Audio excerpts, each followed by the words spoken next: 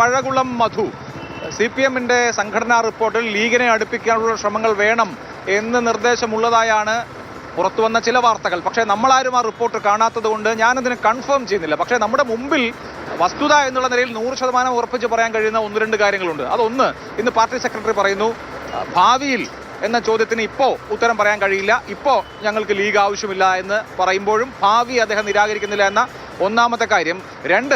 രണ്ട് ദിവസങ്ങളായി മുഖ്യമന്ത്രി പിണറായി വിജയൻ പത്രങ്ങൾക്ക് നൽകുന്ന ലേഖനത്തിൽ, ദേശാഭിമാനിയിൽ പ്രസിദ്ധീകരിച്ചു വന്ന ലേഖനത്തിൽ അദ്ദേഹം കോൺഗ്രസ് BJPക്ക് അനുകൂലമായ സാഹചര്യം ഉണ്ടാക്കുന്നതായി ആരോപിച്ചുകൊണ്ട് പറയുന്ന അടുത്ത വാചകം മുസ്ലിം ലീഗ് അടക്കമുള്ള പാർട്ടികൾ കോൺഗ്രസിന്റെ ഇരട്ടത്താപ്പ് തിരിച്ചറിയണമെന്നാണ്. അപ്പോൾ ലീഗിലേക്കൊരു ചൂണ്ട പകുതിയെങ്കിലും ഇട്ട് വെച്ചിട്ടുണ്ട് എന്ന് വേണമോ മനസ്സിലാക്കാൻ?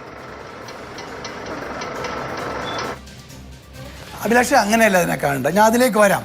അതിന് മുമ്പായിട്ട് ഇവിടെ നമ്മളെ ഈ നവഫാസിസം എന്നുള്ള ടെർമിനോളജി ഇട്ട് പുഴുങ്ങി കഴിക്കാനൊന്നും ഇവിടുത്തെ സാധാരണക്കാരായിട്ടുള്ള കമ്മ്യൂണിസ്റ്റുകാർക്ക് പോലും താല്പര്യം ഉണ്ടാവില്ല. അത് പ്രകാശ്കാരായിട്ട് നിൽക്കാൻ വേണ്ടി നടത്തുന്ന ഒരു നാടകമാണ്. അതൊന്നും പഴകുളം മധുവിനല്ല, ഇതൊന്നും പ്രേംകുമാറിനും ഹസ്കറിനും മാത്രമേ ഇതിലൊക്കെ താല്പര്യമുള്ളൂ. ഇവർ വെച്ചടി ഭാഷയിൽ വെച്ച് അടിക്കുന്ന കാര്യങ്ങളൊന്നും ജനങ്ങൾക്കൊന്നും ഒരു താല്പര്യമില്ല. ഇവിടെ എന്താണ് യഥാർത്ഥ പ്രശ്നം? ഇവർ ഫാസിസം എന്ന വാക്കിൽ വെള്ളം ചേർത്തിരിക്കുന്നു. ഇവർ തന്നെ പറയുന്നു ഇത് മുസോളിനിയുടെയും ഹിറ്റ്ലറുടെയും ഫാസിസം ഇന്ത്യയിലില്ല. അതാണോ നിങ്ങളുടെ നയം? ഈ വർഷമാണോ നവഫാസിസം ഇന്ത്യയിൽ ഉണ്ടായത്? 2014 BJP വന്നപ്പോൾ അവരുടെ തുടർച്ചയായിട്ടുള്ള ഫാസിസ്റ്റ് നയങ്ങളിലൊന്നും നിങ്ങളിത് കണ്ടിട്ടില്ലേ?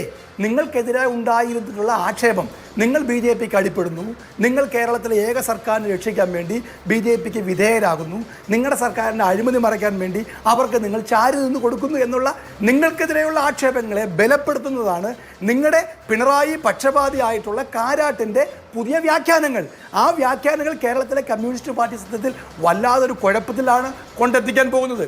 ഞാൻ പറയട്ടെ, ഇപ്പോൾ എന്താണെന്നറിയാമോ കേരളത്തിലെ CPM പാർട്ടിക്ക് വന്നിട്ടുള്ളൊരു അപജയം? EMSO P. ഗോവിന്ദപിള്ളയോ ഉണ്ടായിരുന്നെങ്കിൽ ഇതിനെയൊക്കെ ന്യായീകരിക്കാൻ അവർക്ക് കഴിയുമായിരുന്നു.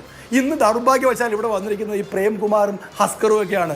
നിങ്ങളുടെ ഈ വ്യാഖ്യാനങ്ങൾ ജനങ്ങൾക്ക് ഏറ്റെടുക്കാൻ ഒരു മനസ്സുമില്ല, കമ്മ്യൂണിസ്റ്റുകാർക്ക് പോലും സമ്മതമില്ല.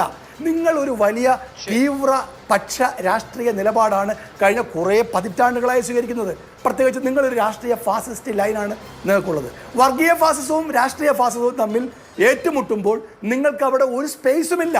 നിങ്ങൾ ഇന്ത്യൻ രാഷ്ട്രീയത്തിൽ BJP എതിർക്കാൻ ഒരു ശക്തിയുമുള്ള രാഷ്ട്രീയ ഫോഴ്സ് അല്ലെന്ന് ഇക്കാലം അത്രയും കൊണ്ട് നിങ്ങൾ തെളിയിച്ചു.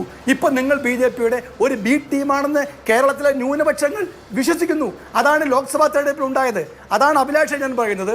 ഇവരിപ്പോൾ ദേശാഭിമാനിയിൽ പിണറായി വിജയൻ എഴുതിയ 2 ലേഖനങ്ങൾ അമ്മാത്തൊന്ന് ഇറങ്ങുകയും ചെയ്തു, ഇല്ലത്തൊത്ത് എത്തുകയും ചെയ്തിട്ടില്ല. ഇപ്പം കടിച്ചതുമില്ല, പിടിച്ചതുമില്ല. ഭൂരിപക്ഷ വർഗീയത CPM പാർട്ടിയുടെ അണികളെ BJPയിൽ എത്തിക്കാൻ മാത്രമേ സഹായിച്ചിട്ടുള്ളൂ. അതാണ് അവർ തുറന്നു പറയുന്നത്. അവരുടെ ലോക്സഭാ തെരഞ്ഞെടുപ്പ് തന്ത്രം, അത് വിലയിരുത്തിയ രീതി തെറ്റിപ്പോയി എന്ന് പാർട്ടി രേഖ പറയുന്നു. ഇതെല്ലാം വ്യക്തമാക്കുന്നത് CPM എന്ന് പറയുന്ന രാഷ്ട്രീയ പാർട്ടി ത്രിശങ്കു സ്വർഗത്തിലാണ്. അവരുടെ നയങ്ങൾ പോലും വ്യക്തമാക്കാൻ കഴിയുന്നില്ല. അവരുടെ വിശ്വാസം അണികൾക്കിടയിൽ പോലും നഷ്ടപ്പെട്ടിരിക്കുന്നുള്ളതാണ്. അതാണ് അവർ തിരുത്തേണ്ടത്. ആ തിരുത്തൽ നടത്താൻ ഈ പാർട്ടി സമ്മേളനത്തിന് കഴിയുന്നില്ലെങ്കിൽ അതാണ് കോൺഗ്രസിന്റെ അപകടത്തിലേക്ക് പോകും. ശരി, അതാണ് കോൺഗ്രസിന്റെ വിമർശനം. ശരി ആവട്ടെ, ഞാൻ അങ്ങയിലേക്ക് വരാം.